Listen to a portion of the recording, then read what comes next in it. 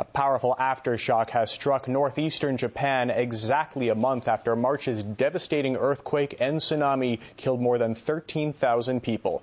Meanwhile, the government is extending the 20-kilometer evacuation zone around the Fukushima nuclear plant over risks of long-term radiation.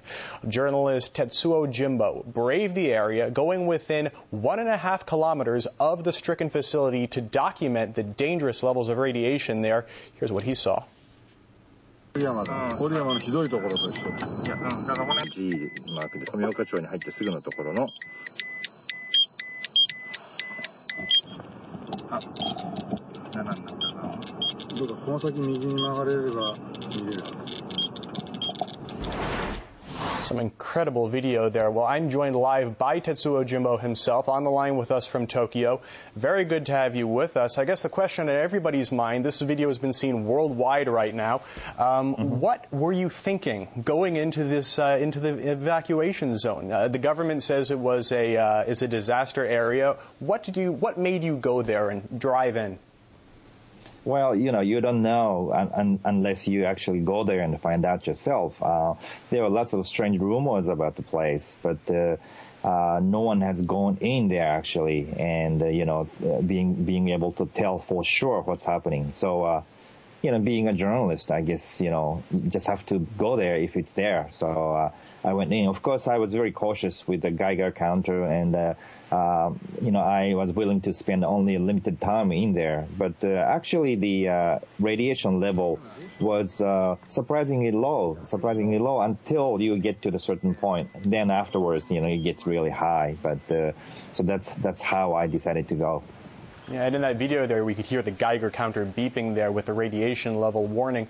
So tell us more of what you saw in the exclusion zone. How high were the levels of radiation that you recorded?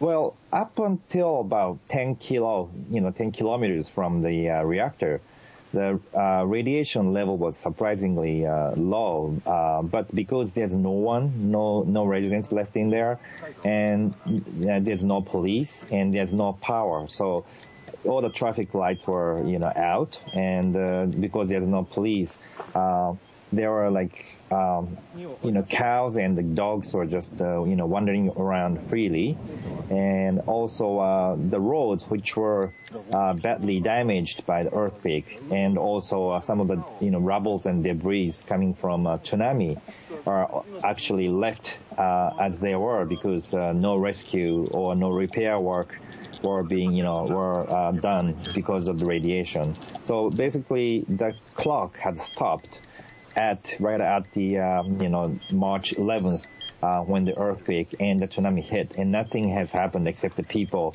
just completely evacuated from the area. Now, I suppose the whole experience must have been surreal for you, but what would you say was the most surprising thing you saw while you were there? Well, people tell me after seeing the picture that it was very scary, creepy, and all that. But to me, other than radiation, it's just nothing. I mean, some streets are damaged. It's kind of strange to see cows walking around on the street, but other than that, things look normal. So only things that matters is the radiation. And when it comes to radiation, this is a very strange feeling, but at one point I was getting up to 120 micro Seabell per hour, which is very strong, but you don't feel a thing. You don't smell anything. You don't smell. You don't feel any heat. It doesn't hurt. So that's what that's a scary part of the radiation. You don't know unless you have a Geiger counter with you. You don't know you are being exposed to a deadly radiation. And do you think the government says that the risk of high-level radiation leaks from the plant is much lower. From what you've seen, do you think that's the case, or is the government trying to conceal the actual risk?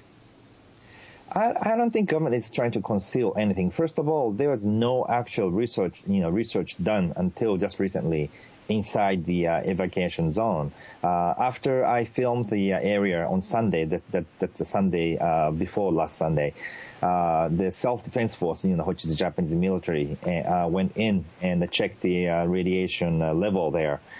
So now they know. But until then, this evacuation area circling around the reactor is not necessarily set up due to the high radiation level, but rather that if something terrible happens at reactor, such as explosion and so forth, the 20 kilo is the minimum distance that you need in order to escape from deadly nuclear particles.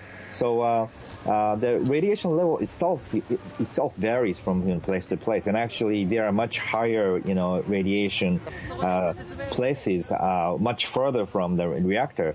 But this evacuation area is set up not only based on the government's assumption that the radiation is high in that area, though after 10 kilometers from the reactors, radiation is really high, and every step you take it just went up. So up to 10 kilo, I can see that you really need to evacuate the area simply based on the radiation level.